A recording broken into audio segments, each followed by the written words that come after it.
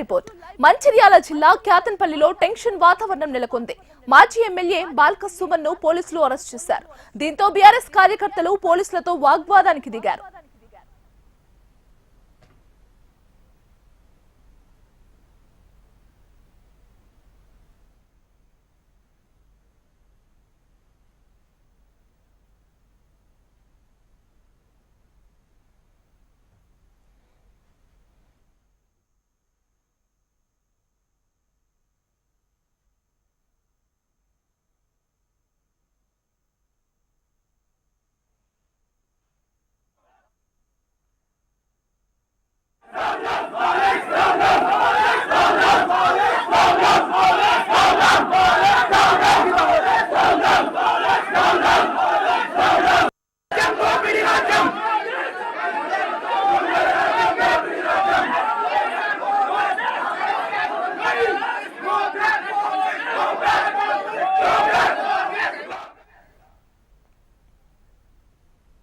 మంచిర్యాల జిల్లా క్యాతన్పల్లిలో టెన్షన్ వాతావరణం నెలకొంది. మాజీ ఎమ్మెల్యే బాల్క సుమన్ ను పోలీసులు అరెస్ట్ చేశారు.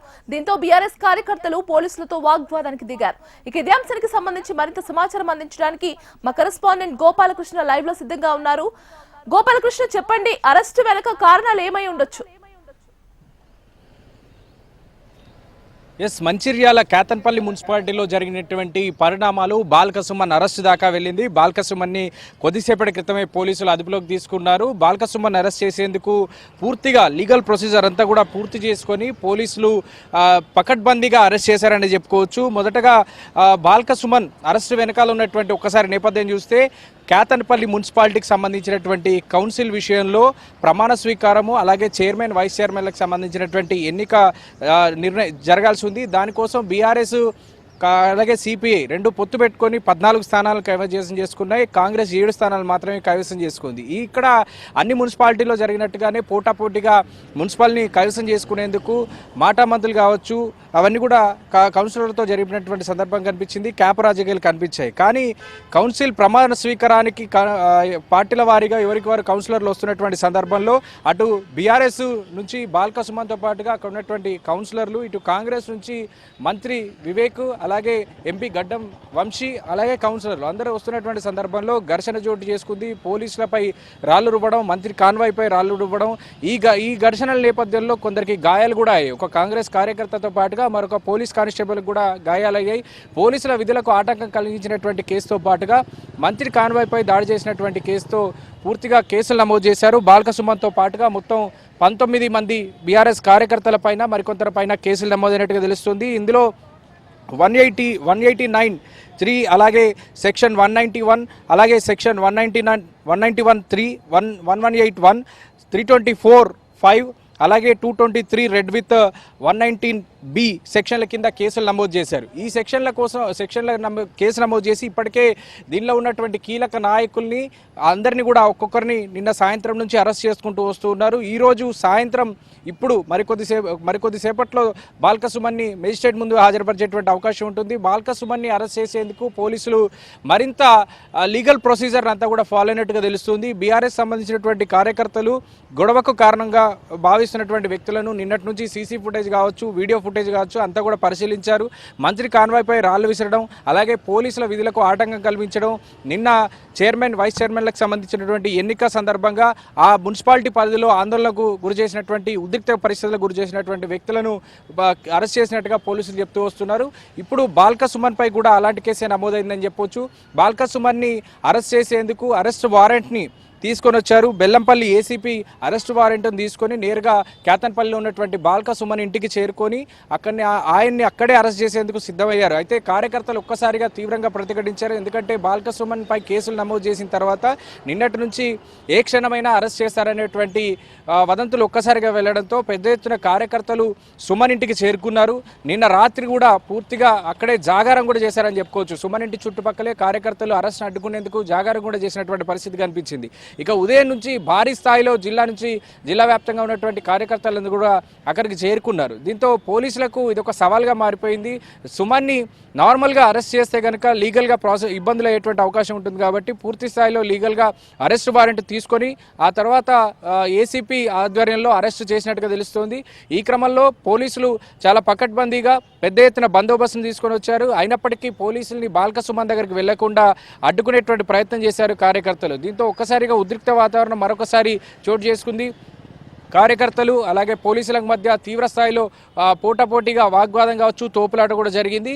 అక్కడ ఉన్నటువంటి బీఆర్ఎస్ సీనియర్ కార్యకర్తలు, సీనియర్ నాయకులు కేవలం ఏసీపీని మాత్రం లోపలికి వెళ్ళనిచ్చారు. బాల్క సుమన్ని కలిసేటువంటి అవకాశాన్ని కల్పించారు. మిగతా పోలీస్ సిబ్బందిని అంతా కూడా బయటే ఆపేసి బాల్క సుమన్ ఇంటి దగ్గర బైఠాయించారు. బాల్క సుమన్ని ఎట్టి పరిస్థితుల్లో అరెస్ట్ చేయనివ్వంటూ ఆందోళన కార్యక్రమం కూడా చేశారు. అయితే బాల్క సుమన్ని అరెస్టు కోసం వారెంట్ను కూడా తీసుకొని వచ్చినటువంటి బెల్లంపల్లి ఏసీపీ క్లియర్గా బాల్క సుమన్కి ఎక్స్ప్లెయిన్ చేసిన తర్వాత తనని అరెస్ట్ చేయడానికి ప్రయత్నించారు. బాల్క సుమన్ అరెస్టుకు సహకరించకపోవడంతో ఆయన్ని పోలీస్ సిబ్బంది ఎత్తుకొని తీసుకెళ్లినటువంటి పరిస్థితులు కేతన్పల్లిలో కనిపిస్తూ ఉన్నాయి.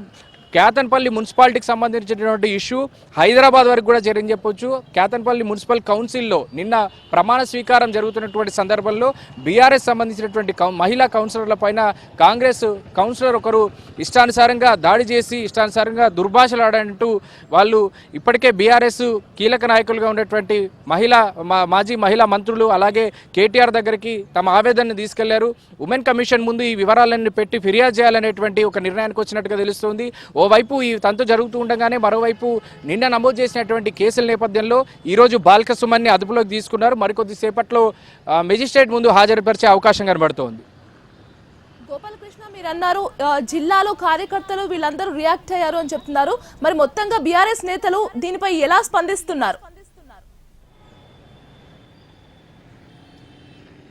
సో ఇప్పటికే నిన్నటి నుంచి కూడా కేతన్పల్లి ఇష్యూ రాష్ట్ర వ్యాప్తంగా చర్చనీయాంశంగా మారింది. కేవలం 22 వార్డులు కలిగినటువంటి ఒక చిన్న మున్సిపాలిటీ, కానీ అక్కడ జరుగుతున్నటువంటి రాజకీయ పరిణామాలు మాత్రం రాష్ట్ర వ్యాప్తంగా చర్చనీయాంశంగా మారాయి. ఇప్పటికే 2 సార్లు మున్సిపల్కి సంబంధించినటువంటి ప్రమాణ స్వీకారము, చైర్మన్ల అలాగే వైస్ చైర్మన్లకు సంబంధించినటువంటి ఎన్నిక వాయిదా వేస్తూ వచ్చారు.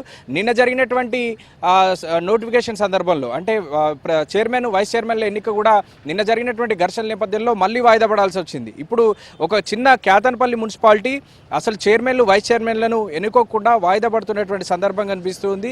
ఇటు రాష్ట్ర వ్యాప్తంగా కూడా రాజకీయంగా సంచలనంగా మారింది. మీరు అన్నట్టుగా బాల్క సుమన్ అరెస్టుని నిన్నటి నుంచి నమోదు చేస్తున్నటువంటి కేసుల వ్యవహారాన్ని అలాగే మహిళా కౌన్సిలర్లపైన కాంగ్రెస్ సంబంధించినటువంటి ఒక కౌన్సిలరు దాడి చేశారనేటువంటి విషయాన్ని నిన్నటి నుంచి బీఆర్ఎస్ ఎలివేట్ చేస్తూ వస్తోంది. పెద్ద ఎత్తున నిరసనలు చేస్తూ ఉన్నారు. రాష్ట్ర వ్యాప్తంగా నాయకులు కూడా స్పందించినటువంటి సందర్భం కనిపించింది. బాల్క సుమన్ కూడా ఈ విషయంలో చాలా సీరియస్గా రియాక్ట్ అవుతూ వస్తున్నారు. మొదటి నుంచి కూడా ఇది చాలా చిన్న మున్సిపాలిటీ అయినప్పటికీ 2 పార్టీలు చాలా ప్రెస్టేజ్ ఇష్యూగా తీసుకున్నట్టుగానే చెప్పొచ్చు. ఇక్కడ ముఖ్యంగా 22 వార్డులు ఉన్నటువంటి కేతన్పల్లి మున్సిపాలిటీలో 10 స్థానాలు బీఆర్ఎస్ గెలుచుకుంది, అలాగే 4 స్థానాలు సిపిఐ గెలుచుకుంది. వీరిద్దరు కూడా సిపిఐ బీఆర్ఎస్ రాష్ట్ర వ్యాప్తంగా కాంగ్రెస్తో పొత్తు ఉన్నప్పటికీ కేతన్పల్లి మున్సిపాలిటీలో మాత్రం బీఆర్ఎస్తో పొత్తు పెట్టుకుంది సిపిఐ. ఇక్కడ మొదటి నుంచి సీట్ల పంపకాల దగ్గర నుంచి కూడా పొత్తు ధర్మంలా వస్తున్నటువంటి సిపిఐ బీఆర్ఎస్ కార్యకర్తలు కౌన్సిలర్లుగా గెలిచిన తర్వాత కూడా పొత్తుగా ఉన్నారు. ఈ నేపథ్యంలో 22 వార్డులు కలిగినటువంటి కేతన్పల్లి మున్సిపాలిటీలో మ్యాజిక్ నెంబర్ని దాటేసి 14 సంఖ్య వీరిద్దరికి ఈ ఇద్దరికి సంబంధించినటువంటి మద్దతు కనిపిస్తోంది. సో 14 కౌన్సిలర్లు ఉండడంతో చైర్మన్ ఎన్నిక జరిగితే కనుక ఖచ్చితంగా బీఆర్ఎస్ పార్టీకి అనుకూలంగా ఉండేటువంటి అవకాశం ఉంటుంది. ఇక 7 కౌన్సిలర్లను మాత్రమే గెలుచుకున్నటువంటి కాంగ్రెస్ మరొక ఇండిపెండెంట్ను కలుపుకుంది. మొత్తం 22 వార్డులు ఉన్నటువంటి ఇందులో కేవలం 8 ఓట్లు మాత్రమే కాంగ్రెస్కి అనుకూలంగా ఉన్నాయి. ఈ నేపథ్యంలో కేతన్పల్లి మున్సిపాలిటీలోనే తమ ఎక్సాఫిషియో ఓటును కూడా నమోదు చేసుకున్నారు. చెన్నూరు ఎమ్మెల్యేగా ఉన్నటువంటి మంత్రి వివేక్, అలాగే పెద్దపల్లి ఎంపీగా పార్లమెంట్ సెగ్మెంట్లో ఉన్నటువంటి చెన్నూరు కేతన్పల్లి మున్సిపాలిటీలోనే తన ఓటు హక్కు నమోదు చేసుకున్నారు ఎంపీ గడ్డం వంశీ. వారిద్దరు ఓట్లు కలిపినప్పటికీ కేవలం 9 ఓట్ల మెజార్టీకి మాత్రమే కాంగ్రెస్ వస్తోంది. అక్కడ మ్యాజిక్ ఫిగర్ రావాలంటే ఎక్సాఫిషియో ఓట్లను కలుపుకొని మొత్తం 13 రావాల్సి ఉంటుంది. ఈ 13 ఓట్ల కంటే కూడా ఎక్సాఫిషియో ఓట్లను కలుపుకున్నప్పటికీ కాంగ్రెస్కి అనుకూలంగా 9 ఓట్లే మాత్రమే ఉన్నాయి. కానీ ఇక్కడ బీఆర్ఎస్కు అనుకూలంగా 14 ఓట్లు ఆల్రెడీ ఉన్నాయి. సో ఇక్కడ కనుక చైర్మన్ ఎన్నిక జరిగితే డెఫినెట్గా అది బీఆర్ఎస్కి అనుకూలంగా మారుతుంది. కానీ రాష్ట్ర వ్యాప్తంగా జరిగినటువంటి అన్ని మున్సిపాలిటీల్లో కార్పొరేషన్లో మన సమీకరణాలు చూసాం. ఎట్టి పరిస్థితుల్లో మున్సిపాలిటీని కైవసం చేసుకునేందుకు అన్ని రాజకీయ పార్టీలు తమకు తోచినంత, తమకు ఎంత వీలైతే అంత రాజకీయాన్ని ప్రదర్శించాయి. కొన్ని చోట్ల సక్సెస్ అయ్యారు, కొన్ని చోట్ల విఫలమయ్యారు. ఈ క్రమంలోనే కేతన్పల్లి మున్సిపాలిటీలో ఇంకా రాజకీయం కొనసాగుతుంది. ఈ రాజకీయ చదరంగంలోనే నిన్న ఘర్షణలు చోటు చేసుకున్నాయి. నిన్న ఘర్షణలు పెద్ద ఎత్తున జరిగాయి. అటు మంత్రి కాన్వాయ్పై దాడి జరిగింది, రాళ్ళు రుబ్బడంతో మంత్రి కాన్వాయ్పై దాడి జరిగి ఇద్దరికి గాయాలు కూడా అయ్యాయి. ఇటు బీఆర్ఎస్ కార్యకర్తలకు కూడా తీవ్రమైనటువంటి గాయాలు అయ్యాయి. బీఆర్ఎస్ కాంగ్రెస్ కార్యకర్తలు ఒకరిపై ఒకరు దాడులు కూడా చేసుకున్నటువంటి పరిస్థితులు కనిపించింది. చివరగా కేసు నమోదైంది. ఇప్పుడు బాల్క సుమన్ వరకు కూడా అరెస్టులు జరిగాయి.